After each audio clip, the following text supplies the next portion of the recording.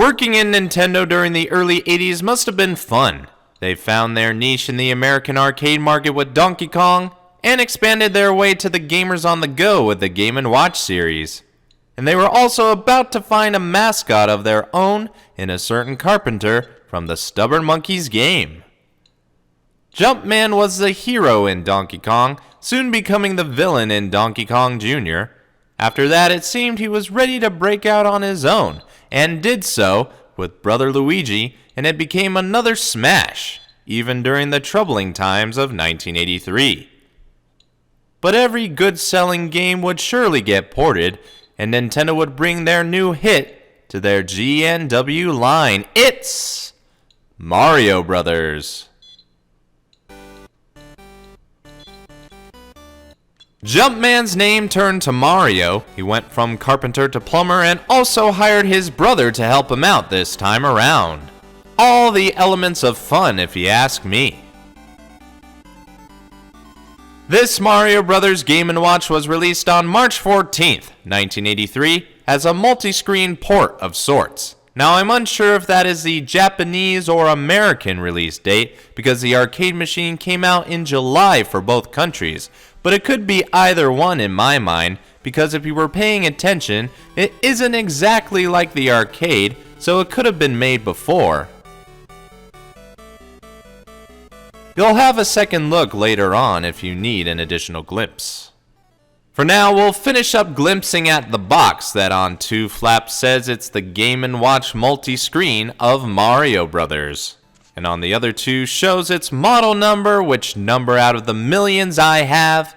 Totally a wild guess, I'm not sure what that number is. And the copyright from Nintendo of 1983.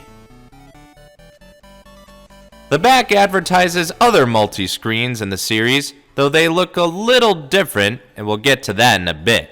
Of the 5 here, I only have one, but I hope to find Greenhouse and Donkey Kong 2 soon, so I can finish my DK3 hypothesis. That hasn't gone away since I made the video. I don't think I've ever seen Nintendo referred to as Nintendo Co., but that sounds funny to say. Nintendo Co. I wonder if that was limited. But enough pondering of the box, it's time we take a look at the G&W itself. Here's the unit with all its fancy and cute logos, and we can open this clamshell to reveal what the bros are cooking up.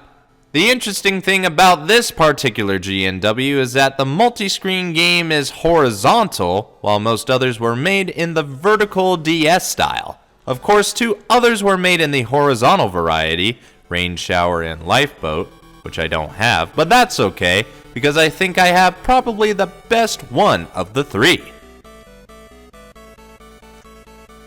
Though I am familiar with Rain Shower from Game & Watch Gallery 4, now I think I need to play that again or get hardcore into Game & Watch collecting. Getting a closer look on the right, we have the controls for Mario, which is basically half a D-pad with the up and down. But it's very fluent and easy to press, not to mention unique. Doubt you've seen a control scheme of this type.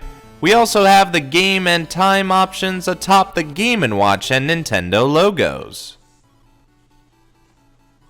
On the left is the Mario Brothers logo below the ACL and alarm mini buttons, plus controls for Luigi, which is the very same as Mario's. They sure stand out from the whole color palette of this G&W that you can't miss them. And in the middle is the connector that links the 2 screens. Still didn't figure out how to cover that up.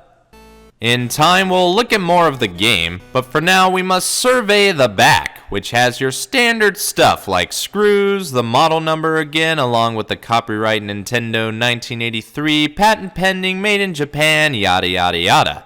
We also have a rating, not sure what that is, self-policing before it was cool. Then there's the battery it takes, which will transition us to the battery compartment. If you read the text, this Game & Watch takes 2 LR or SR batteries, much like the others in its line, and could last between 6 months to a year depending on how you use it. Remember, this was also a clock as well as a game, so it could do both and have the battery power to last.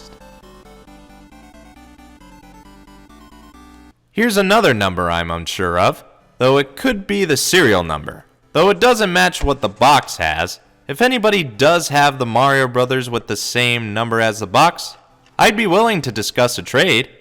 Speaking of the box, let's look back and see what other contents were left in there. First up is the How to Play card, a simple instructional slip.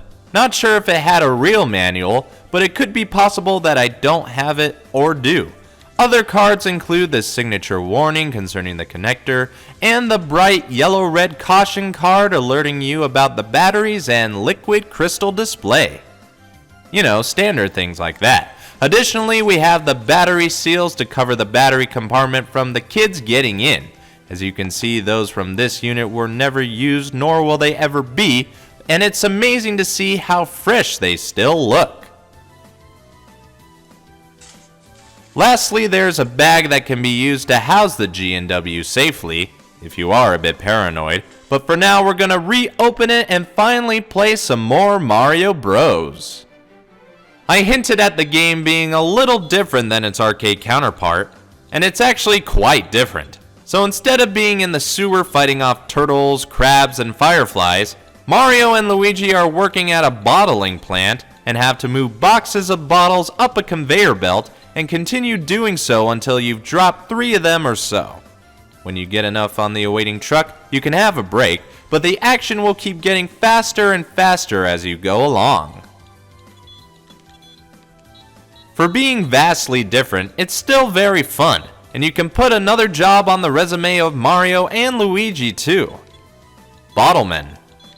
This Mario Bros. Game & Watch is great fun and unique in look. I remember playing this game in Game & Watch Gallery 3 and unlocking it in 4. I thought it was so fun, and since I was very good, I just had to get the real thing myself. And if you so happen to find the G&W out there in the wild in good condition and reasonably priced, I would say pick it up, so you can have one of the more fantastic games the series had to offer.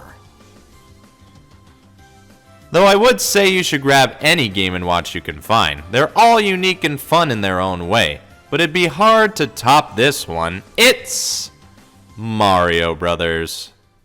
Nintendo's newfound dominance in the handheld scene would only continue into the late 80s and the 1990s as a whole, when they released the Game Boy and subsequently the Pocket and the Color to continue their stranglehold on the handheld market.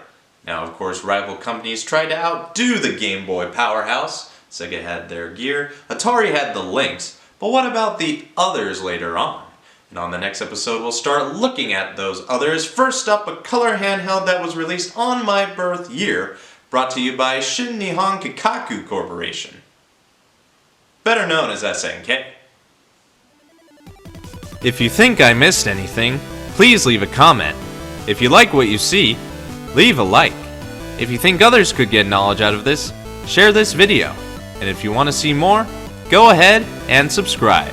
Now, if you'll excuse me, nostalgia is calling.